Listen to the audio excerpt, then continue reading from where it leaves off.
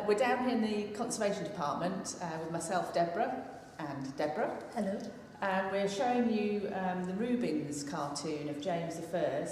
It's a panel painting, and you may or may not be able to see at the moment that it actually is made up of sections of oak. Beautiful painting, and it's had a small amount of restoration to the edges. We're looking at this because it's been requested for loan, and part of our job is to examine the objects, but also to look at the documentation to see what other people have said prior when they've examined. And what we know is that from 1984 to 2001, there's been no change in condition, and we've had this examined recently by David Crombie, Painters Conservatory from National Museums Liverpool, and there appears to be no change, which suggests it's in fairly good condition. So we are considering it for the loan.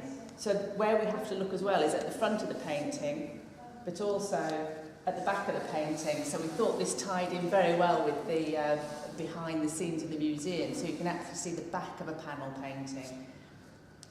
So it is made up in sections, and it has little oak bosses that have been stuck over the joins of the panels.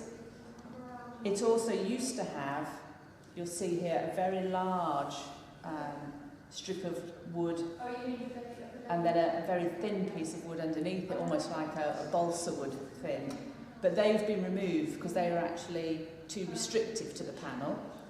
There was also some canvas on it, which again was there to support the panels, but this again was felt that the canvas had deteriorated and was actually not supporting, so most of that has been removed.